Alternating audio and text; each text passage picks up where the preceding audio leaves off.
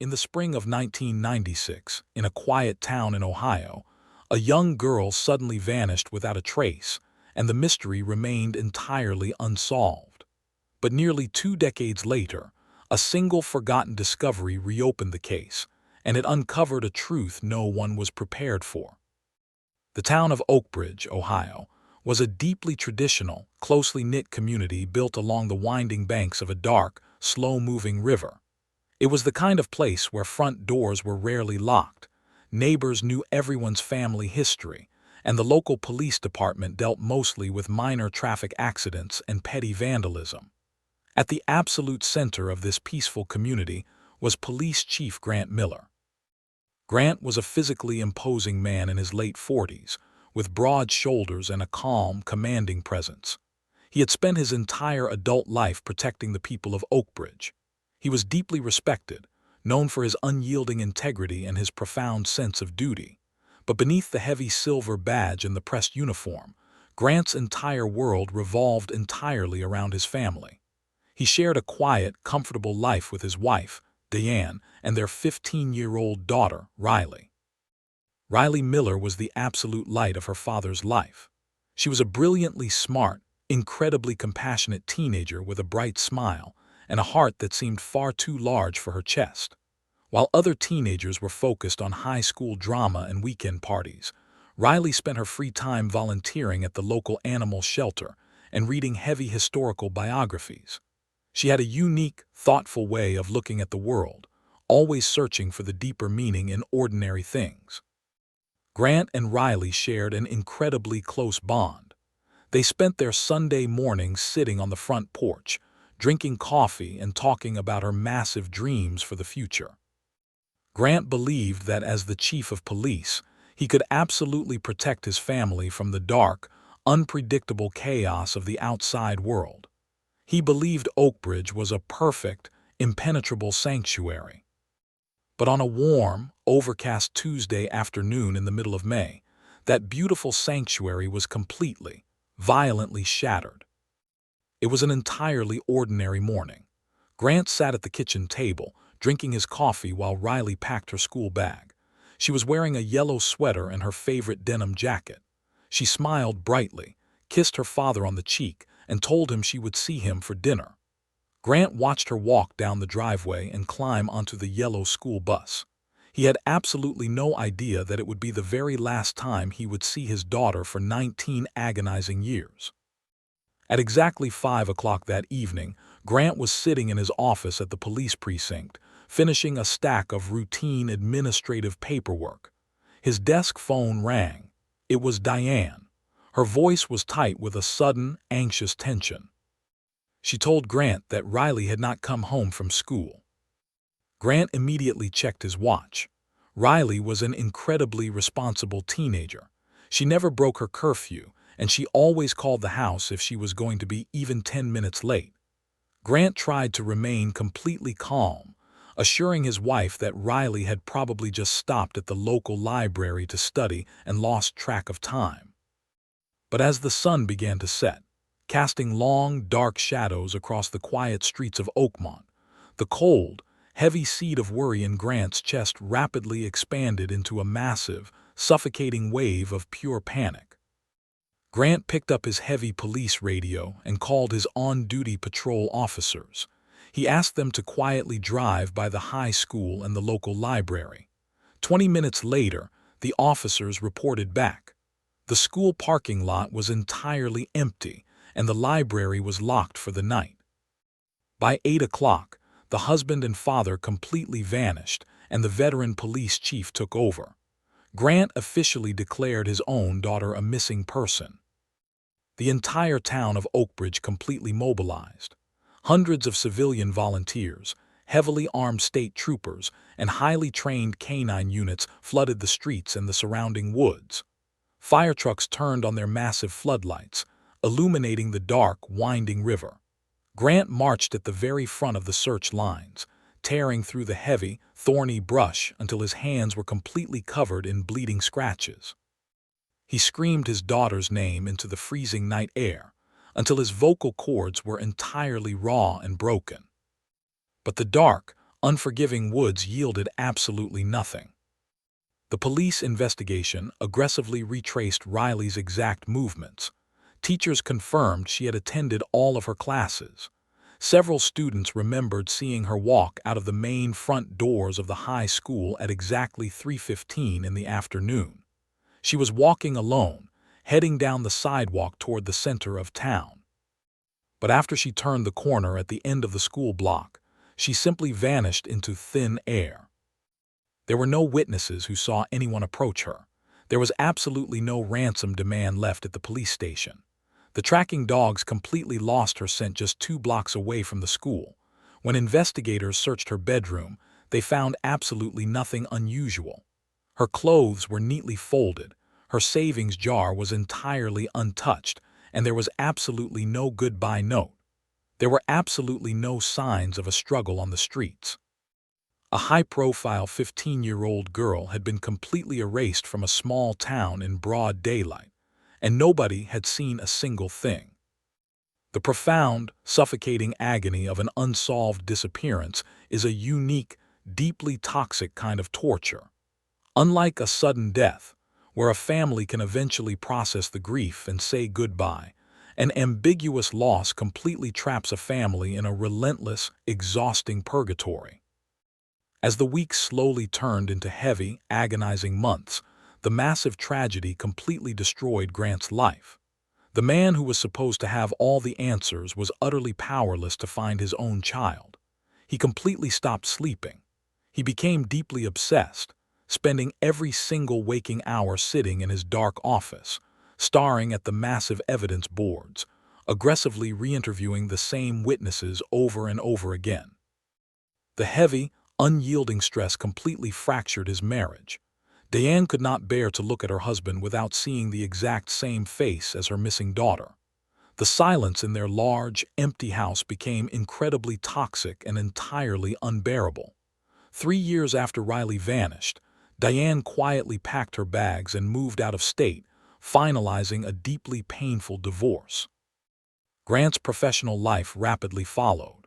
The citizens of Oakbridge deeply pitied their broken police chief, but a town cannot be effectively protected by a man who is entirely consumed by ghosts.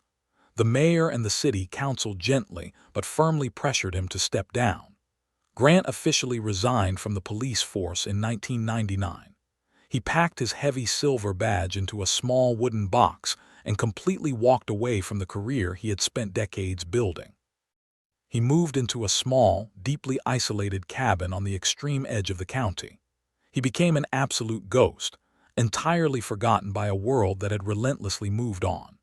The missing person flyers featuring Riley's bright, smiling face slowly faded and peeled away from the storefront windows. The highly energized investigation completely collapsed, eventually becoming the most famous, tragic cold case in the history of the state. 19 long, incredibly painful years passed. The world completely modernized, leaving the analog era of the 1990s far behind. It was now the autumn of 2015. Grant Miller was now a heavily grayed, deeply weathered man approaching his late 60s. His face was deeply lined with nearly 2 decades of profound, unrelenting exhaustion. He had spent 19 years completely believing that his daughter was resting somewhere in the cold, dark woods, the victim of a random, terrifying monster passing through their quiet town. But on a completely ordinary, quiet Thursday morning, a massive, highly unexpected administrative project would violently resurrect the 19-year-old nightmare and prove that the police investigation had been entirely, fundamentally wrong from the very first day. In the heavily secured basement of the Regional County Emergency Management Center, a massive modernization effort was underway. A team of young, highly trained digital archivists had been hired by the state to transfer thousands of old, heavy analog cassette tapes containing decades of emergency 911 dispatch calls onto secure, modern digital servers. It was a deeply tedious, highly repetitive job. The archivists spent hours listening to old, crackling recordings of minor traffic accidents, noise complaints, and long-forgotten medical emergencies. A 24-year-old archivist named Evan was assigned to a heavy cardboard box labeled May 1996. Evan pulled a dusty cassette tape from the box and loaded it into the heavy analog playback deck. He put on his headphones and pressed the play button, preparing to monitor the audio levels as the tape transferred into the computer system. The recording was heavily degraded, filled with a loud, hissing white static. The time stamp on the tape indicated the call was received at exactly 4:15 in the afternoon on Tuesday, May 12, 1996. Exactly 1 hour after Riley Miller had walked out of the high school. Evan listened casually as the voice of an older woman broke through the heavy static. She sounded annoyed, but not panicked. "Yes, hello, dispatch," the woman's voice echoed through the headphones. "I'm calling from the payphone behind the Miller's grocery store on Main Street. I just wanted to report a vehicle parked illegally in the delivery loading zone. It's blocking the alleyway." The old dispatcher on the recording asked for a description of the vehicle. "It's an old, dark green sedan," the caller replied. "I don't know the license plate, but there's a teenager standing right next to it talking to the driver. It's the police chief's daughter, Riley." Before we continue, if this story has kept you watching, please subscribe. Your support truly means a lot to us. Evan completely froze in his chair. He was a local kid who had grown up entirely surrounded by the tragic, legendary story of the missing police chief's daughter. He knew the timeline by heart.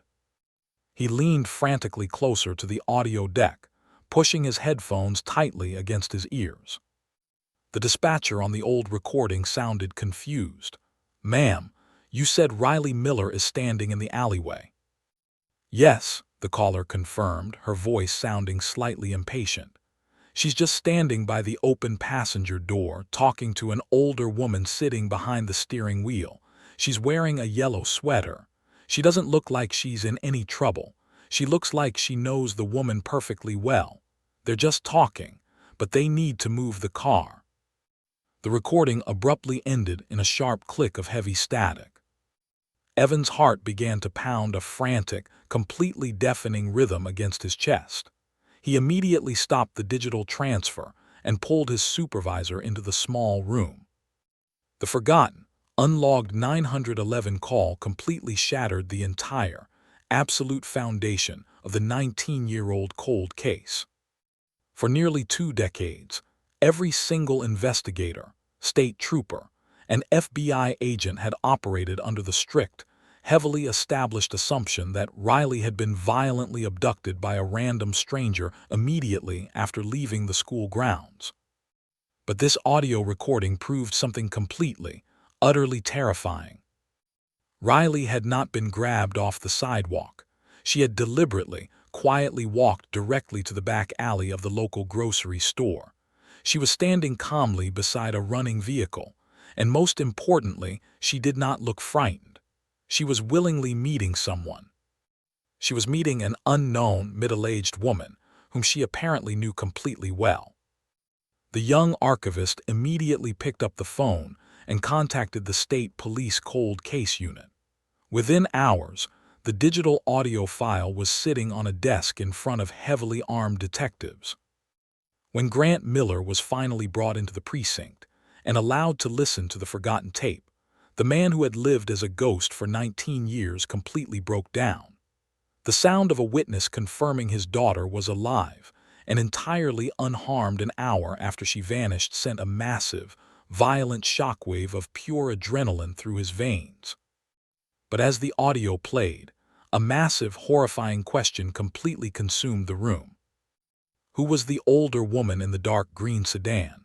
Grant knew all of Riley's teachers, her friends' mothers, and their local neighbors.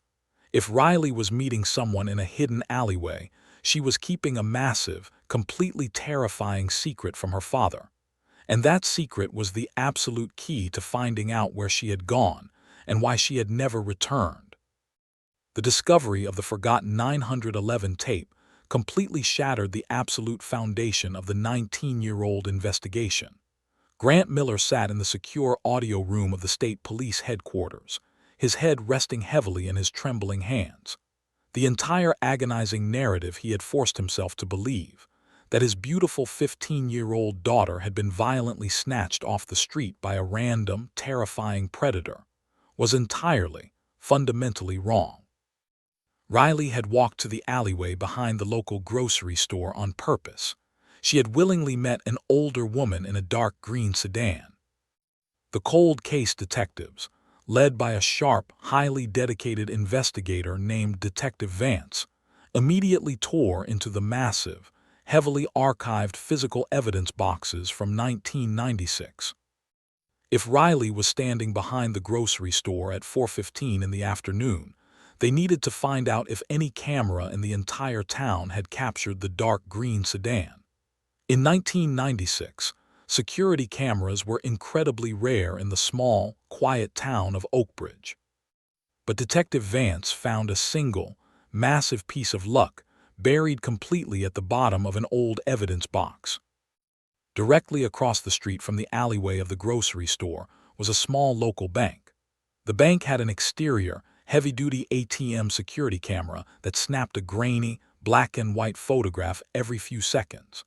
During the original investigation, police had briefly checked the camera, but because they completely believed Riley was abducted miles away near the high school, the photographs from the grocery store area were entirely dismissed and tossed into a cardboard box.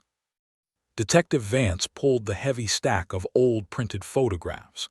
He meticulously scanned through the images with a magnifying glass, desperately matching the time stamps to the newly discovered 911 call. He found it.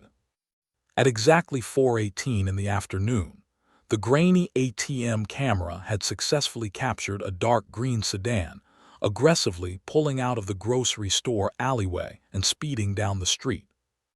Vance rushed the photograph to the modern digital forensics laboratory. The technicians spent hours running the image through heavy enhancement software, clearing the heavy pixelation from the windshield of the vehicle. They could not see who was sitting in the passenger seat, but the driver was clearly visible. It was a middle-aged woman with sharp, distinct facial features and short, dark hair. The facial image was immediately run through the massive, modernized state and federal driver's license databases. The computer took less than 20 minutes to find a flawless, absolute match. The woman driving the dark green sedan was named Evelyn Reed. Grant stood in the command center, staring at the printed photograph of the woman. He had absolutely never seen her before in his entire life. He did not know an Evelyn Reed. Detective Vance aggressively typed Evelyn's name into the secure National Criminal and Vital Records database, completely expecting to find a current address, so they could immediately surround her house with heavily armed tactical teams. But when the computer screen loaded, a massive, impossible error completely paralyzed the entire room. The bright red text on the screen stated that Evelyn Reed had absolutely no current address. She had no recent tax records, no active cellular phones, and no registered vehicles. According to the official government vital records, Evelyn Reed had died in the winter of 1990. Grant completely stopped breathing. He stared at the glowing monitor, a heavy, sickening chill washing entirely over his chest. 1990 was exactly 6 years before Riley had vanished. It was entirely, physically impossible. A woman who had been officially dead for 6 years could not be driving a green sedan down Main Street and picking up a high school student in broad daylight. Detective Vance immediately requested the highly classified, original county coroner's report from 1990 to understand exactly how Evelyn Reed had supposedly died. When the heavy, yellowed file arrived on Vance's desk, the terrifying impossibility suddenly snapped into a massive, heavily calculated reality. In 1990, a horrific, completely catastrophic single-vehicle accident had occurred on a deeply isolated, freezing rural highway late at night. A vehicle registered to Evelyn Reed had lost control, slammed into a concrete bridge pillar, and burst into massive, towering flames. The driver was completely trapped inside and heavily burned beyond any absolute physical recognition. But 1990 was an era before advanced, rapid DNA profiling was standard practice in small rural counties. The coroner had officially signed the death certificate identifying the victim as Evelyn Reed based completely on two incredibly fragile pieces of circumstantial evidence: the vehicle registration in the glove box and a distinct, heavily charred watch found on the driver's wrist. The physical body had never been officially confirmed by DNA. The massive, terrifying truth completely settled over the detectives. Evelyn Reed did not die in that fiery crash. She had deliberately, heavily staged the entire accident.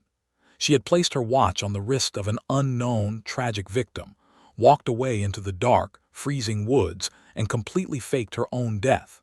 She had been living entirely as an invisible ghost for 6 years before she silently drove into Oakbridge and took the police chief's daughter. But as Grant stared at the terrifying coroner's report, a much darker, completely devastating realization suddenly, violently crashed over him. If the elderly woman who called 911 had reported the green sedan and mentioned Riley's name, why had the original investigation never pursued it? Grant sprinted out of the command center and practically tore the door off the primary evidence room. He pulled down the massive, heavy binders containing the exact, original witness interview logs from the first week of the 1996 investigation. His hands were shaking violently as he flipped through the thick, typed pages. He knew the department procedures flawlessly.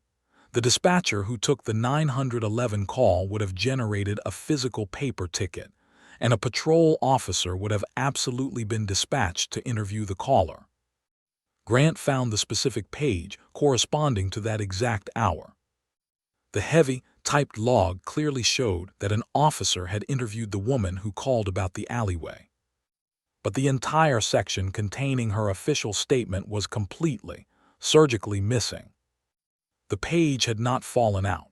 It had been violently, aggressively torn completely out of the heavy binding, and the physical dispatch ticket containing the license plate of the green sedan had been entirely erased from the master log.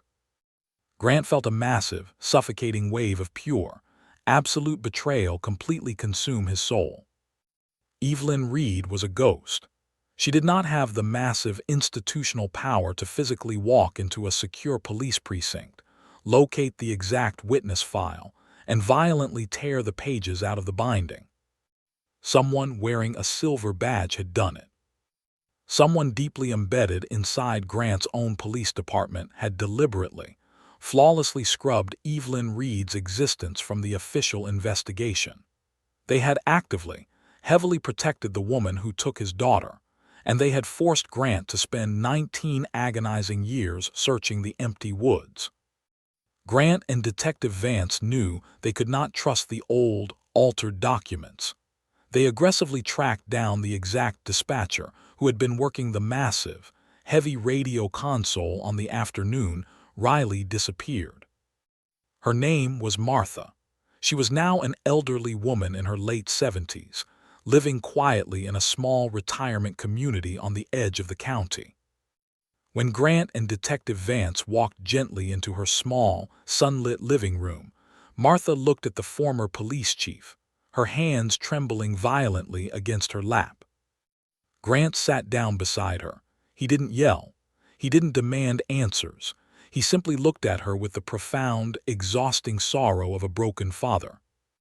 "Martha, please," Grant whispered, his voice cracking entirely. "Someone completely erased the 911 call about the green sedan, but you were working the console. What else happened that afternoon?" Martha squeezed her eyes shut, the heavy tears finally spilling over her deeply wrinkled cheeks. The massive, suffocating guilt she had carried in absolute silence for 19 years finally broke. She confessed a deeply terrifying, completely horrifying secret. Martha explained that she absolutely remembered the call about the green sedan. But there was another, far more disturbing call that had come in on the non-emergency line exactly 20 minutes later, just before 5 o'clock. A woman called the precinct, Martha wept, hiding her face in her hands. She didn't sound panicked. She sounded incredibly calm, almost entirely professional. She asked if the police chief had realized his daughter was missing yet. Grant completely froze. At 5 o'clock in the afternoon, he had not even known Riley was gone. I asked the caller who she was, Martha continued, her voice shaking with heavy terror. And the woman simply said, "Don't bother looking for her in the woods. She is exactly where she belongs." And then she hung up. Martha explained that she had immediately logged the terrifying call, pulled the heavy analog cassette tape from the recording machine, and handed it directly to one of the senior detectives leading the initial search. "He told me he would handle it," Martha cried softly. "He ordered me to completely forget the call ever happened, and he threatened to destroy my pension if I ever spoke a word about it to you. The tape was never logged into evidence. He just took it and completely made it disappear." The massive, terrifying conspiracy was absolutely undeniable. A senior detective inside Grant's own department had quietly, systematically destroyed every single piece of evidence that suggested Riley had willingly left the town, entirely forcing the massive search grid into the dark woods. But why? Why would a veteran police officer heavily protect a dead woman and completely sabotage the search for his own chief's daughter? Grant realized that if the police department was completely compromised from the very first hour, the absolute only person he could trust to tell him the truth was Riley herself. If Riley was calm in the alleyway, if she willingly climbed into the green sedan, she must have deliberately planned her own disappearance. She was a deeply organized, incredibly thoughtful 15-year-old girl. She absolutely would not simply walk away from her entire life without leaving some kind of hidden explanation behind. Grant and Detective Vance immediately drove away from the retirement community and headed directly to the old, isolated cabin where Grant had spent the last 15 years. But they were not going to the cabin. Grant directed Vance to drive to a quiet, heavily overgrown suburban street on the opposite side of town. They pulled up in front of a beautiful, large two-story house. The front yard was overgrown, and the windows were completely dark. It was Grant's old family home. When the divorce had finalized and Grant had resigned, he simply couldn't bear to sell the house where his daughter had grown up. He had kept the property, paying the taxes every year, but he had entirely locked the doors and completely walked away. The house had remained absolutely frozen in time since 1999. Grant unlocked the heavy front door, stepping into the stale, completely silent air. The furniture was covered in white sheets, and a thick layer of dust coated the wooden floors. He walked slowly up the dark, silent staircase, his heart pounding a frantic rhythm. He walked directly down the hall and opened the door to Riley's bedroom. The room looked exactly the way it had on the morning she vanished. The yellow floral bedspread was perfectly made. Her school trophies were sitting on the dresser. Her massive collection of heavy historical books was perfectly lined up on a large, heavy oak bookshelf built directly into the wall. During the first week of the investigation, crime scene technicians had completely torn the room apart, looking for signs of a violent struggle, blood drops, or a hastily written runaway note. They had found absolutely nothing. But Grant was no longer looking for a chaotic crime scene. He was looking for the secret, deliberate hiding place of a brilliant teenage girl. He walked over to the massive oak bookshelf. He completely ignored the books and dropped heavily to his knees on the carpet. He began meticulously pressing his fingers against the heavy wooden baseboards that lined the very bottom of the bookshelf near the floor. He remembered that when they had built the shelf years ago, there was a small, hollow gap left behind the bottom trim to accommodate some old electrical wiring. Grant aggressively pulled and pried at the wooden trim. Suddenly, a small, 2-foot section of the heavy wooden baseboard smoothly popped completely loose. It had been deliberately altered, the heavy iron nails carefully removed so it could be easily slid out of place. Grant shined his flashlight into the dark, incredibly narrow, hollow space behind the wood. Resting quietly in the absolute darkness, entirely protected from the dust and completely untouched for 19 agonizing years, was a small, dark leather object. Before we continue, if this story has kept you watching, please subscribe. Your support truly means a lot to us. Grant reached his trembling hand into the dark hole and gently pulled the object out into the dim light of the bedroom. It was a small, tightly bound leather notebook. Grant's entire body began to shake violently. He sat back on his heels, holding the small book in his hands. It was the exact type of journal Riley always used to write her private thoughts. She had deliberately, carefully hidden it behind the wall, knowing that if the police simply searched her desk, they would never find her most terrifying secrets. Detective Vance stood in the doorway, completely silent, watching the broken father hold the absolute key to the entire mystery. Grant slowly, carefully opened the heavy leather cover. The pages were entirely filled with Riley's beautiful, meticulous handwriting, but she was not writing about high school drama or teenage romance. She was aggressively, heavily documenting a massive, deeply complex private investigation. Grant flipped to the very first page, his eyes desperately scanning the faded ink. The very first entry completely stopped his heart. Riley had not written a diary. She had written a meticulous timeline, and the absolute center of her entire investigation was a person she completely refused to name. At the top of the page, underlined heavily in dark black ink, Riley had written a single, deeply terrifying title: "The Woman Who Knows My Birthday." Grant stared at the words, a massive, sickening wave of pure terror washing completely over his mind. The mysterious ghost driving the green sedan had not just offered Riley a ride. The notebook revealed that Evelyn Reed had been secretly, quietly contacting the 15-year-old girl for months before the disappearance. She had been feeding Riley highly specific, deeply intimate details about her childhood, her medical history, and her absolute exact time of birth. Details that absolutely no one outside of her immediate family should have ever possibly known. The heavy, faded pages of the small leather notebook completely shattered the entire reality of Grant Miller's life. He sat on the dusty carpet of his missing daughter's bedroom, shining his tactical flashlight onto her beautiful, meticulous handwriting. He read the entries over and over again, completely paralyzed by the massive, terrifying implications of her words. Riley had not been writing about typical teenage anxieties. She had been documenting a deeply complex, incredibly dangerous secret relationship with the ghost in the green sedan. According to the journal, the mysterious woman had first approached Riley outside the local public library nearly 2 months before the disappearance.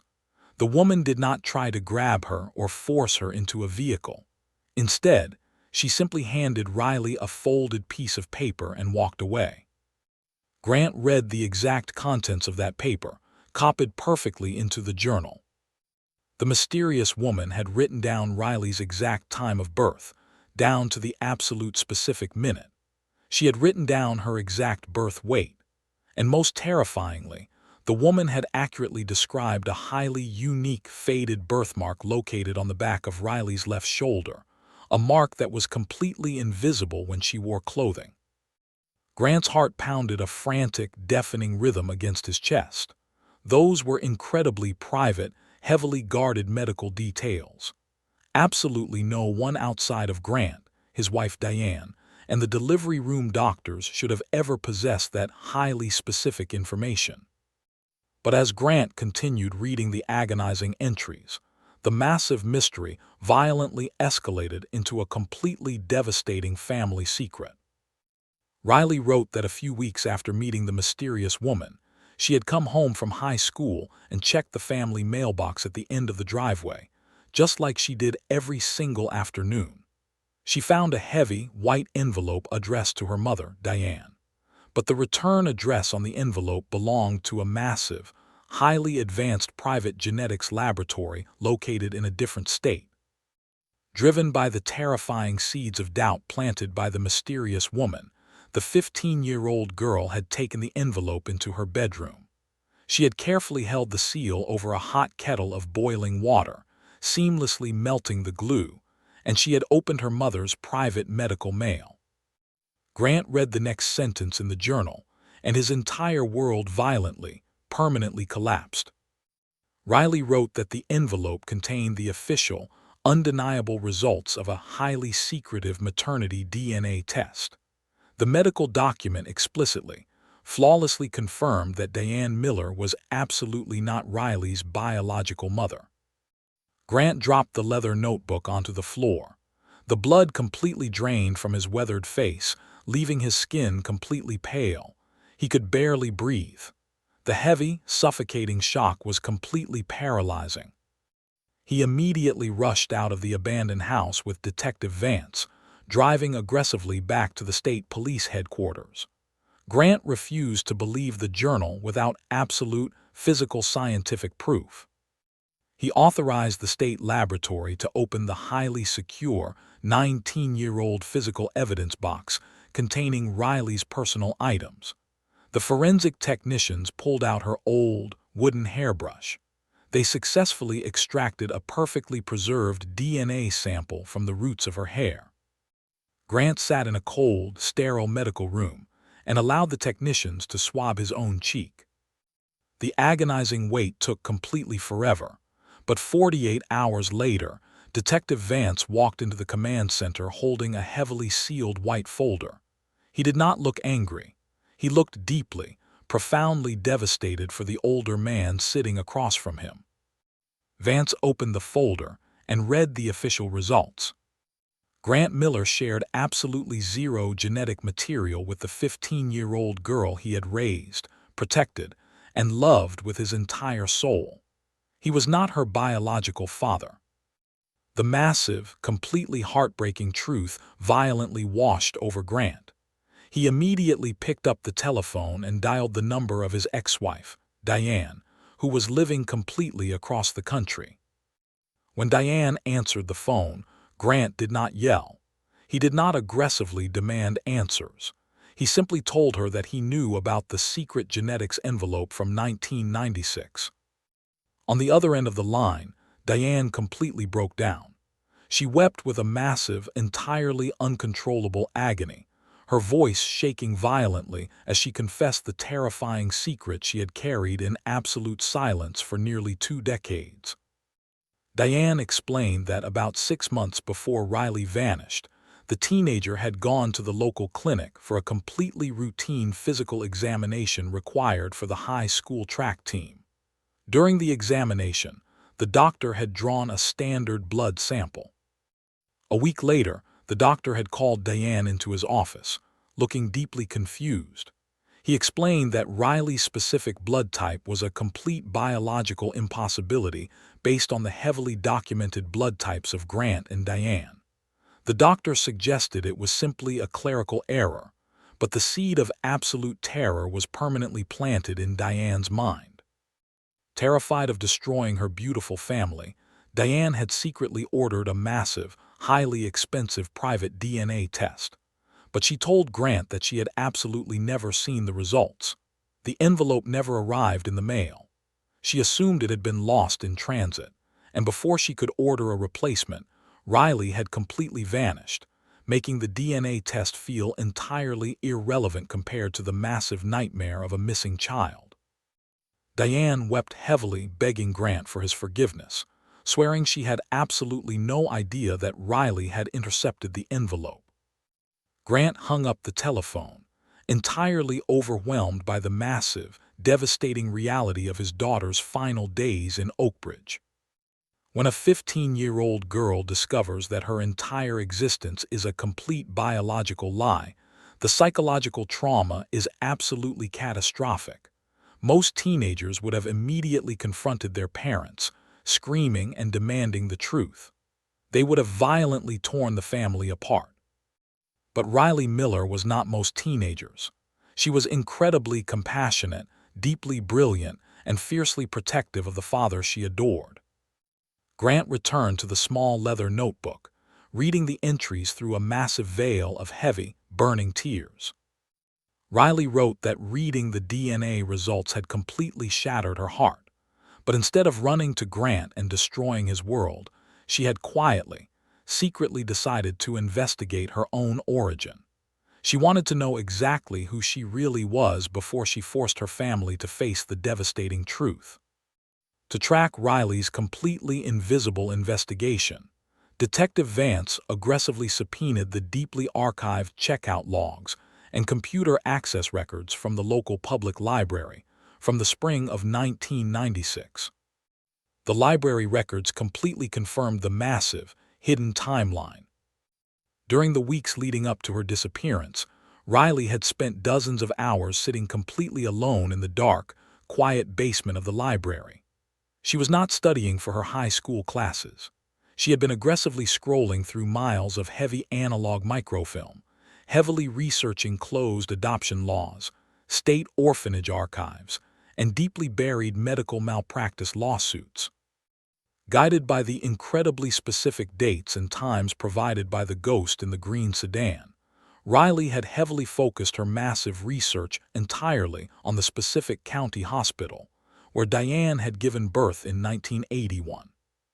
Grant and Detective Vance immediately drove to the massive, sprawling county hospital located just outside the town limits.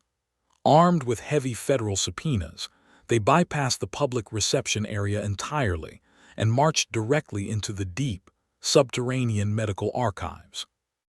They demanded the original, heavily restricted maternity ward logs for the exact week Riley was born. The hospital administrators aggressively tried to block the search, citing heavy patient privacy laws, but Detective Vance threatened them with a massive federal obstruction charge. The administrators finally surrendered the thick, heavy leather binders containing the decades-old delivery records. Grant and Vance meticulously tore through the faded, handwritten pages. They found Diane Miller's exact admission record. They verified the exact minute of the birth. And then, just one single line below Diane's name on the hospital registry, they found a massive, completely terrifying impossibility. Exactly 4 minutes after Diane Miller had given birth in delivery room A, another young woman had given birth to a baby girl in delivery room B. The two infant girls were exactly the same weight. They were both completely healthy, and they were both taken to the massive, highly chaotic central nursery at the exact same time during a massive shift change involving dozens of exhausted medical staff. Grant stared at the two names written on the yellowed paper, his heart completely stopping in his chest. The hospital had not facilitated a secret adoption. They had not stolen a child.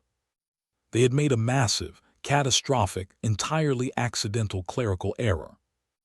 In the chaotic rush of the busy maternity ward, an exhausted nurse had placed the wrong identification bracelets on the two infant girls. The tiny, completely helpless bobbies had been completely, flawlessly switched in the nursery. When it was time to leave the hospital, Diane Miller had been handed a beautiful baby girl she completely believed was her own. And another family had walked out of the massive glass doors carrying Grant Miller's true, biological daughter. Before we continue, if you want more emotional cold case stories like this, please subscribe. Your support truly means a lot to us. But the terrifying horror of the discovery did not end with a simple mistake. Detective Vance pulled the heavy employment records for the maternity ward staff working that exact shift in 1981. He aggressively cross-referenced the names of the delivery nurses. He found a single, deeply terrifying match.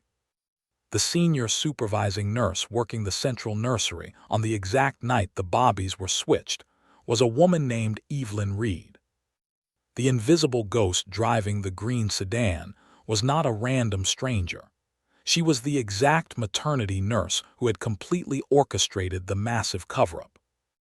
The terrifying reality of the decades-old conspiracy violently snapped into perfect, devastating focus. Evelyn Reed had realized the catastrophic mistake a few days after the families had gone home, but she also knew that if she reported the massive failure to the hospital administration, she would be completely stripped of her nursing license, heavily prosecuted, and the hospital would face a completely destructive, multi-million-dollar medical malpractice lawsuit that would ruin their reputation forever. So Evelyn Reed had chosen to completely bury the truth. She had deliberately falsified the final medical logs, permanently sealing the devastating mistake in the dark archives, completely dooming two innocent families to live a massive biological lie. But Evelyn was not a completely heartless monster. The massive, suffocating guilt of what she had done slowly began to eat away at her mind.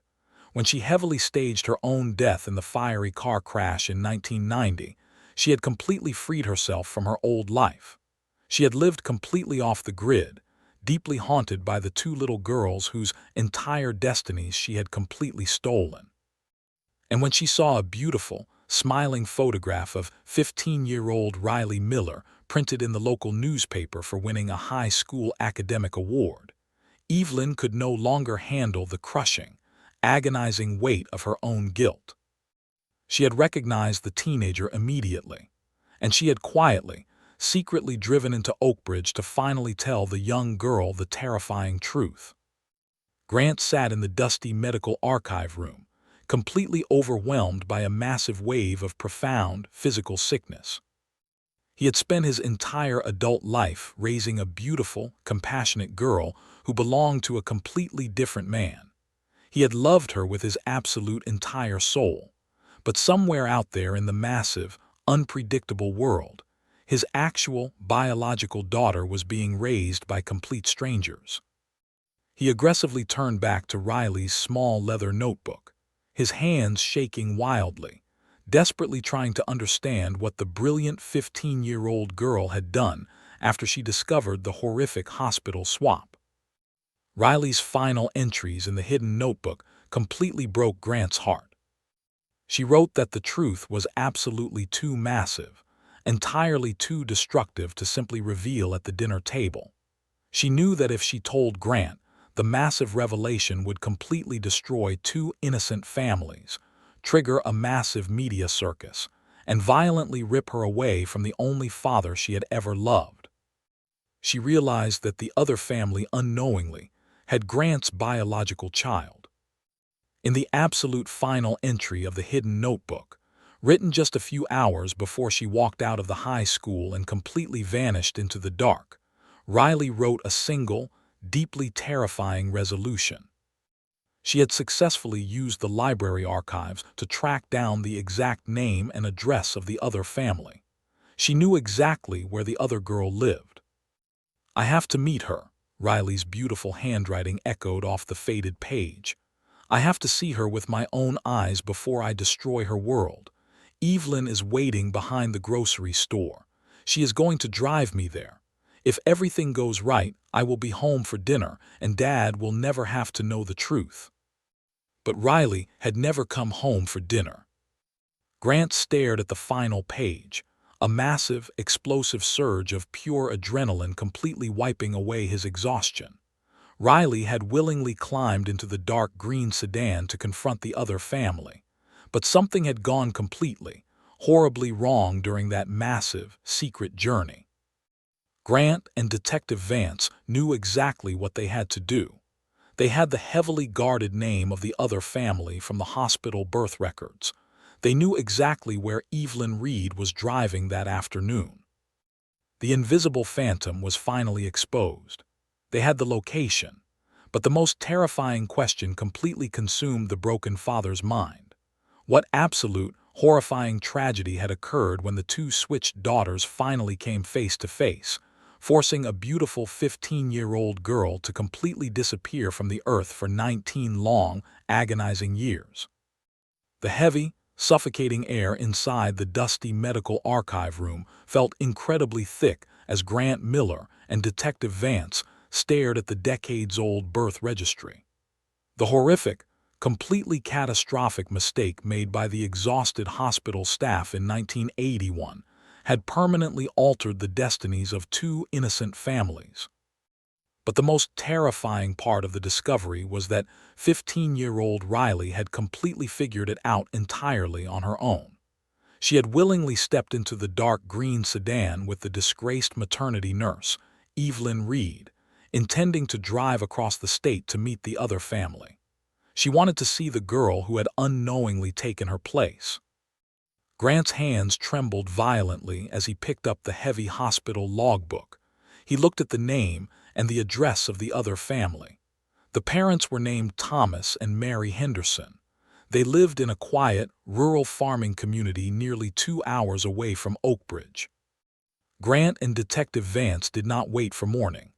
They rushed out of the hospital, climbed into the unmarked police cruiser, and aggressively drove into the freezing, pitch-black Ohio night. The 2-hour drive was completely agonizing. Grant sat in the passenger seat, staring blankly out the window into the dark cornfields. He was completely terrified of what he was about to find. He was about to knock on a stranger's door and come face to face with his actual biological daughter, a young woman he had absolutely never met, never held, and never comforted. At exactly 2 o'clock in the morning, the heavy police cruiser pulled onto a long, gravel driveway and stopped in front of a small, beautiful farmhouse. Grant and Detective Vance stepped out of the vehicle and walked slowly up to the wooden front porch. They knocked gently on the heavy door. A few moments later, the porch light flickered on. The door opened, revealing an older man in his early 60s, wearing a thick bathrobe. It was Thomas Henderson. He looked deeply confused by the sight of the two serious men standing in the freezing cold. Vance gently showed his silver badge and explained that they were investigating a deeply complex, decades-old cold case involving the county hospital. Thomas invited them inside, waking his wife, Mary. The older couple sat closely together on the living room sofa, looking completely terrified. Grant sat in a chair across from them. His heart was pounding a frantic, deafening rhythm. He looked around the quiet, warmly lit living room, desperately searching for photographs. He wanted to see her face. "Mr. and Mrs. Henderson," Grant began, his voice cracking into a raw, heavy whisper. "In the spring of 1981, your daughter was born at the county hospital. Her birth was part of this investigation. We need to speak with her. Is she here?" The moment the words left Grant's mouth, the entire atmosphere inside the quiet living room violently, permanently shattered. Mary Henderson completely broke down. She covered her face with her trembling hands and began to weep with a massive, entirely uncontrollable agony. Thomas wrapped his arms tightly around his wife, his own eyes instantly flooding with heavy tears. Grant completely froze. The heavy, sickening chill of absolute dread violently washed over his entire body. Thomas reached over to the wooden end table. He gently picked up a small, silver picture frame and handed it across the table to the former police chief. "You can't speak with her," Thomas choked out, his voice heavy with profound, unending grief. "Our beautiful girl passed away." Grant took the silver frame with trembling hands. He looked down at the photograph. Staring back at him was a beautiful 15-year-old girl with bright, intelligent eyes. But the face was not the face of a stranger. The bone structure, the curve of the jaw, and the deep, intense eyes were completely, undeniably familiar. She looked exactly like a young Grant Miller. It was his biological daughter. Grant stared at the photograph, his vision completely blurring with heavy, burning tears. He had finally found her, and she was entirely gone. "What happened?" Detective Vance asked quietly, his voice filled with deep respect. It was a sudden, severe medical aneurysm, Thomas wept softly. It happened in the early spring of 1996. She collapsed at school. The doctors said there was absolutely nothing anyone could have done. We buried her just a few weeks later. The specific date violently crashed over Grant's mind. The biological daughter had died just 1 month before Riley vanished. The massive, completely devastating reality of Riley's final day in Oakbridge suddenly snapped into perfect, heartbreaking focus.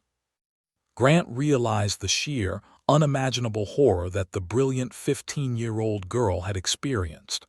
Riley and Evelyn Reed had driven the green sedan to this exact farmhouse. They had parked down the street, expecting to see a happy teenager. Instead, they had arrived to find a grieving family and a fresh grave. Riley had realized the terrifying, absolute truth. Her father's true, biological daughter was dead. If Riley went back to Oakbridge and revealed the hospital swap, she would completely, permanently destroy Grant's entire world. He would have to suffer the agonizing loss of a biological child he had never even met, and he would realize that the daughter he had spent 15 years loving was essentially a biological stranger. To completely protect the father she adored from a level of grief that would have absolutely killed him, Riley made a massive, incredibly tragic decision. She chose to completely sacrifice her own life. She chose to carry the devastating secret entirely alone, entirely believing that a standard missing person case would eventually be easier for Grant to survive than the completely mind-shattering reality of the hospital swap. She had walked away to protect him. But the investigation still had a massive, completely terrifying gap. Why had she never come back? Why had she stayed hidden for 19 long years? Grant and Detective Vance left the grieving Henderson family and drove aggressively back to the state precinct. Vance knew that if Evelyn and Riley were driving together on the night of the disappearance, they had to have left a physical footprint somewhere in the state. Vance used the newly discovered license plate of the dark green sedan to aggressively run a massive, statewide sweep of all emergency medical and police contacts from the evening of May 12, 1996. He found a massive, completely undeniable hit. At exactly 9 o'clock that night, just hours after leaving the Henderson farm, the dark green sedan had violently pulled into the emergency parking lot of a tiny, deeply rural urgent care clinic nearly 100 miles away from Oakbridge. Vance pulled the heavily archived medical report from the clinic. The report stated that an older woman matching Evelyn Reed's exact description had suffered a sudden, severe, highly dangerous cardiac event while driving on the highway. She had been brought into the clinic by a deeply panicked, terrified teenage girl wearing a yellow sweater. Grant read the old medical file, completely overwhelmed by the terrifying chaos his daughter had endured. The clinic doctor had managed to stabilize Evelyn's heart, but according to the old notes, the teenager was absolutely terrified that she would be blamed for the medical emergency, or worse, that the police would be called and she would be forcibly returned to Oakbridge. When the clinic staff turned their backs to prepare the transfer paperwork to a larger hospital, Evelyn and the teenager completely fled the building, vanishing entirely into the dark night. Through the lens of the deeply complex hospital conspiracy, Detective Vance completely understood exactly what had happened in that clinic room. Evelyn Reed was terrified of going to prison for falsifying the birth records. She had manipulated the deeply vulnerable, panicked 15-year-old girl. Evelyn had convinced Riley that if they went to the authorities now, the massively wealthy, incredibly powerful hospital administration would completely crush them. The hospital's expensive lawyers would destroy the evidence, label them both as completely insane, and ensure the truth was permanently buried. Evelyn convinced Riley that the only way to ever bring absolute justice to the two broken families was to disappear into the shadows and completely gather the physical evidence required to burn the corrupt hospital board to the ground. But the corrupt hospital board was completely aware of the massive threat. Detective Vance aggressively pulled the old, heavily sealed financial records of the senior Oakbridge detective, who had actively hidden the 911 dispatch tape and completely derailed the original missing person search. The financial records revealed a massive, completely terrifying web of systemic corruption. In the months following Riley's disappearance, that specific corrupt detective had received massive, untraceable cash deposits into an offshore banking account. The payments had been heavily routed through a series of fake commercial businesses explicitly owned by the senior administrators of the county hospital. The hospital officials knew that Evelyn Reed was still alive, and they were completely terrified that she was traveling with the missing teenager. They had actively, heavily bribed the Oakbridge detective to ensure the massive police search remained entirely focused on a random kidnapping in the woods. If the police had properly followed the 911 call, they would have eventually traced the investigation directly back to the maternity ward, and the multi-million-dollar cover-up would have completely collapsed. The missing girl case was deliberately designed to fail from the very first hour. But Riley and Evelyn had not simply been hiding in the dark for 19 years. They had been actively fighting a massive, deeply invisible war. Detective Vance cross-referenced the names of the corrupt hospital administrators in the federal legal database. He discovered a massive, deeply buried piece of legal history that completely shocked the entire command center. 10 years ago, the senior administrators of the county hospital had been heavily indicted and sentenced to federal prison for massive medical fraud and systemic malpractice. The massive federal case had been built entirely on a huge cache of highly classified, completely undeniable internal hospital documents that had been anonymously mailed to the state medical board over a period of several years. The anonymous packages had been postmarked from completely random cities across the country: Texas, Florida, Colorado. The federal investigators had never been able to completely identify the anonymous whistleblower who had systematically destroyed the corrupt hospital board. Grant stared at the federal indictment files, a massive, overwhelming sense of profound awe washing over his exhausted soul. His brilliant, fierce daughter had not just been a victim running in the dark. For 19 years, Riley and the former nurse had traveled quietly across the country, constantly changing their identities. They had methodically hunted down the retired hospital staff, completely infiltrating old medical archives and gathering the destroyed personnel files and birth records. Riley had spent her entire adult life quietly bringing absolute, completely undeniable justice to the people who had destroyed her family. But because she completely believed that revealing her true identity would still emotionally destroy Grant with the truth of the baby swap, she had never come home. She had simply finished the mission, completely adopted a brand new identity, and disappeared into a normal life, completely satisfied that the monsters were finally in prison. The forgotten 911 call had finally provided the absolute context required to connect the missing girl to the massive hospital takedown. Before we continue, if this story has kept you watching, please subscribe. Your support truly means a lot to us. Detective Vance knew that if Riley was the anonymous whistleblower who had mailed the massive evidence boxes, she had to have left a tiny, completely microscopic digital footprint somewhere in the postal routing system. Vance aggressively contacted the United States Postal Inspection Service.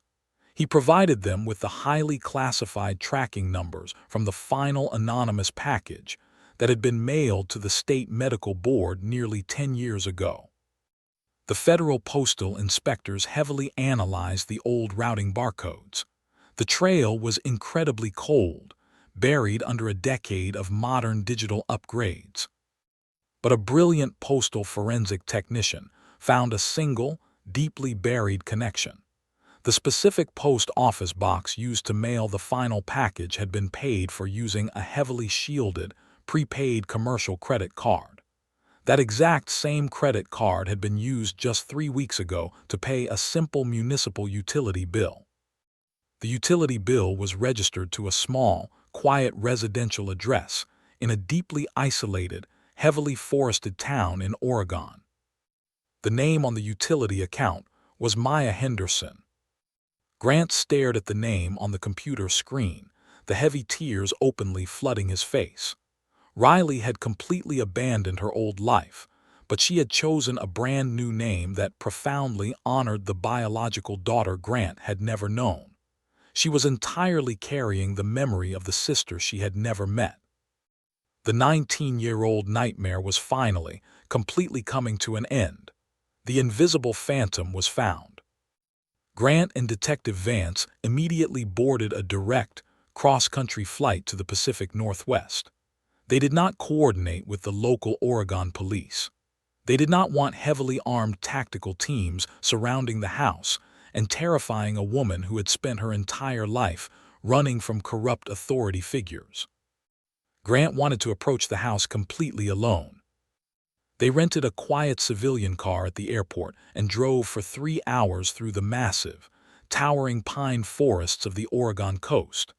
The heavy, dark rain completely washed over the windshield, completely matching the massive, pounding rhythm of Grant's racing heart. He was a deeply weathered, exhausted man who had spent 2 decades living as a hollow ghost. But as the rental car slowly pulled onto a quiet, picturesque suburban street, the heavy, suffocating weight of the past completely began to lift. Vance parked the car a few houses down from the target address. It was a beautiful, small craftsman-style house with a wide wooden front porch and bright lights shining warmly through the large front windows.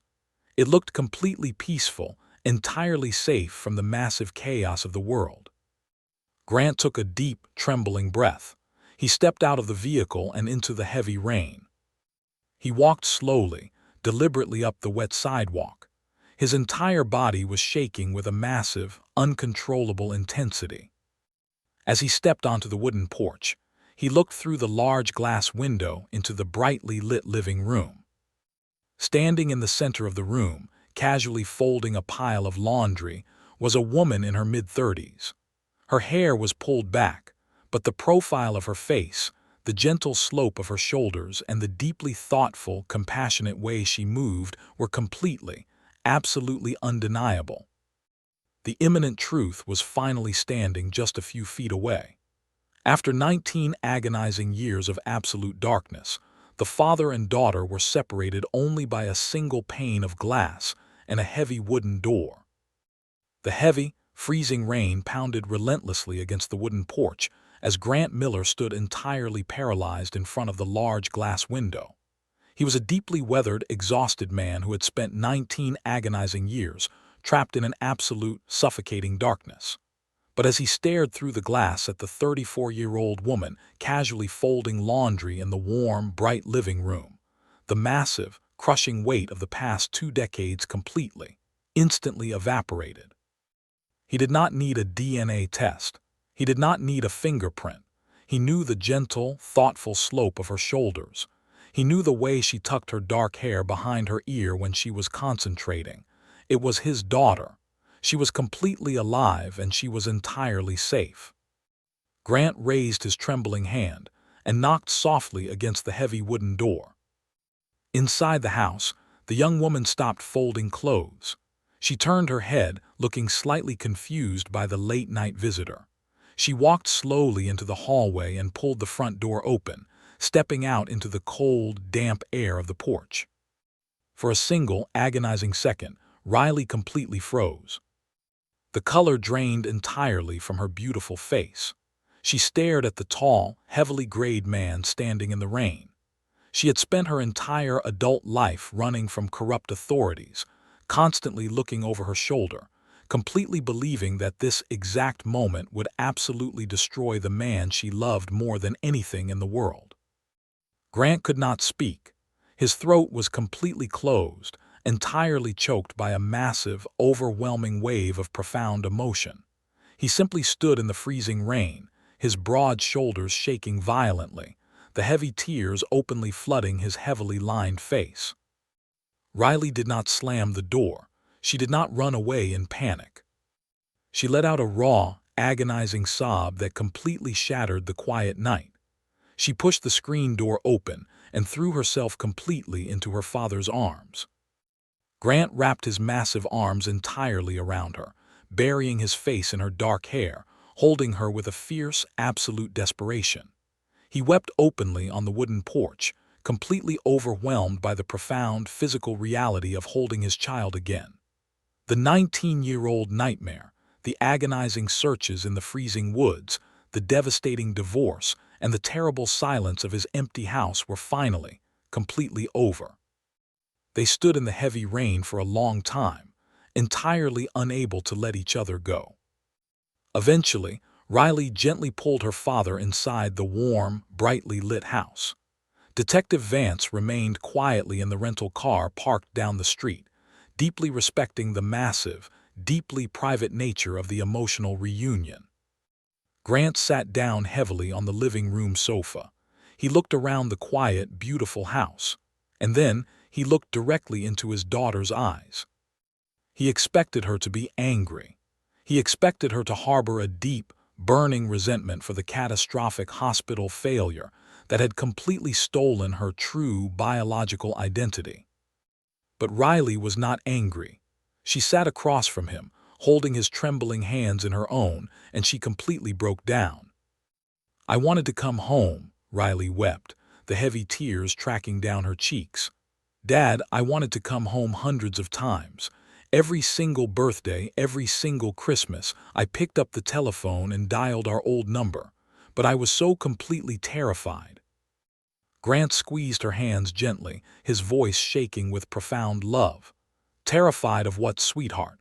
You knew I would never, ever be angry with you." "I was terrified of destroying you," Riley confessed, her voice cracking into a heavy whisper. "When Evelyn and I drove to the Henderson farm that night, I realized the absolute horror of the situation. Your biological daughter had just died. If I came back to Oakbridge and exposed the hospital swap, you would have been completely destroyed by the grief of losing a child you never even met, and you would have realized that I was just a biological stranger." Riley looked deeply into her father's eyes, desperate for him to understand the massive, tragic sacrifice she had made as a 15-year-old girl. "I knew the corrupt hospital administrators were heavily bribing the police," Riley explained, wiping her eyes. "If I stayed in Oakbridge, they would have completely buried the evidence and destroyed both of our families to protect themselves. I honestly believed that disappearing was the absolute only way to protect you from the truth, while still giving me the time to completely tear the corrupt hospital board down." Grant listened to his daughter's devastating confession, and a massive, completely heartbreaking realization washed entirely over his soul. The greatest, most profound tragedy of the last 19 years was never that Riley had stopped loving him. It was never that she had simply wanted to run away. The ultimate tragedy was that a brilliant, deeply compassionate 15-year-old girl had entirely believed that sacrificing her own existence was the absolutely only way to protect everyone she cared about. She had carried the massive, suffocating weight of two completely broken families on her own shoulders for nearly 2 decades. As they sat in the quiet living room, a slow, shuffling sound echoed from the hallway. Grant turned his head. Walking slowly into the living room, leaning heavily on a wooden cane, was an elderly woman. She was incredibly frail, her hair completely solid white, her face deeply weathered by time and massive, unrelenting guilt. It was Evelyn Reed. The former maternity nurse had survived the terrifying medical emergency 19 years ago, but she was now in the final, declining stages of her life. She had lived in absolute hiding with Riley, entirely dedicating her remaining years to helping the young woman expose the corrupt hospital board. Evelyn stopped a few feet away from the sofa. She could not look directly into Grant's eyes. Her trembling hands gripped the wooden cane with a desperate intensity. "Chief Miller," Evelyn whispered, her voice incredibly weak and rattling heavily in her chest. "I completely understand if you want to arrest me right now. I made a catastrophic, unforgivable mistake in that nursery, and I was completely too cowardly to admit it. I caused you 19 years of absolute hell. I am so deeply, profoundly sorry." Grant looked at the frail, terrified woman. For nearly 2 decades, he had completely believed that a violent, remorseless monster had stolen his daughter. He had spent years harboring a massive, burning hatred in his heart. But as he looked at Evelyn, and then looked at the beautiful, incredibly strong woman Riley had become, the anger completely evaporated. Evelyn was not a monster. She was simply a deeply flawed human being who had made a terrible mistake out of pure fear. But when the absolute darkest moment came, she had protected Riley. She had helped his daughter survive in the shadows, and together they had completely destroyed the powerful men who had caused the systemic corruption. Grant slowly stood up from the sofa. He did not pull a pair of handcuffs from his jacket. He did not yell. He walked over to the frail, elderly nurse and gently placed his strong hand on her trembling shoulder. "You kept her safe," Grant said quietly, his voice filled with a profound, completely unexpected grace. "When the entire system was completely rigged against her, you kept my daughter alive, and for that I will never, ever allow you to spend a single day in a prison cell." Evelyn closed her eyes, weeping softly, the massive, suffocating burden of a decades-old guilt finally, completely lifting from her exhausted shoulders. The following week, the massive, highly guarded legal machinery of the state and federal government completely exploded into action. Armed with the undeniable physical evidence Riley and Evelyn had spent years secretly collecting, federal investigators aggressively moved on the corrupt officials in Oakbridge. The senior detective who had deliberately hidden the original 911 dispatch tape and completely derailed the 1996 investigation was heavily indicted. He was violently dragged out of his comfortable retirement home in handcuffs, entirely exposed for accepting massive, illegal bribes to protect the corrupt hospital board.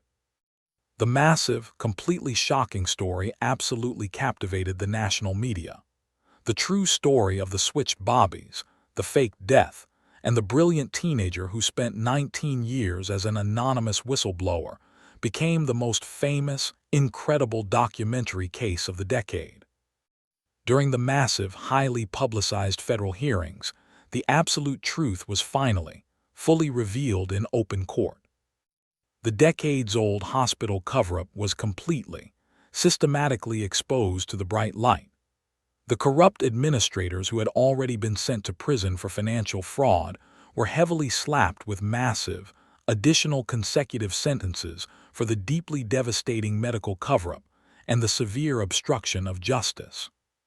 But the most deeply emotional moment of the entire legal process occurred when the federal judge officially, publicly cleared Evelyn Reed of all kidnapping charges. The court formally recognized that Riley had willingly, completely voluntarily left the state, entirely driven by her own desperate mission to expose the massive corruption. Just 2 weeks after hearing the federal judge officially clear her name, Evelyn Reed quietly passed away in her sleep in the small Oregon house. She died completely peacefully, knowing that the catastrophic mistake she had made as a young nurse had finally been completely corrected, and the innocent families she had harmed were finally healing. Riley's emotional return to the Midwest was incredibly complicated and profoundly moving. She did not simply walk back into her old life. She was a grown woman with a completely different identity, but she was no longer hiding in the shadows.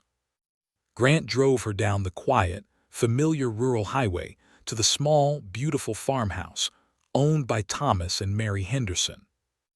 The meeting between Riley and her true, biological parents was completely overwhelming. Mary Henderson wept uncontrollably as she embraced the young woman, completely amazed by the incredible physical resemblance to her own family. They shared old photographs, completely shedding heavy, healing tears for the beautiful young girl who had tragically passed away in 1996. But Riley also realized that biology does not completely define love. She had a beautiful relationship with the Hendersons, but Grant Miller was the man who had taught her how to ride a bicycle. He was the man who had dried her tears when she was a child. He was the man who had spent 19 agonizing years endlessly searching the dark woods for her. He was her father, and absolutely nothing in the entire universe would ever change that fact. Months later, the heavy media frenzy had finally faded, and the quiet town of Oakbridge had slowly returned to its peaceful, ordinary routine. Grant Miller was sitting entirely alone in the quiet living room of his small, isolated cabin. The heavy, dark rain was tapping gently against the glass windows, but the inside of the cabin was incredibly warm and completely filled with a deep, profound peace. He was expecting Riley to arrive for dinner in a few hours. They had spent the last several months slowly, beautifully rebuilding their relationship, completely making up for the massive amount of stolen time. Grant walked over to his wooden desk. Sitting perfectly in the center of the desk was a small, secure digital audio player.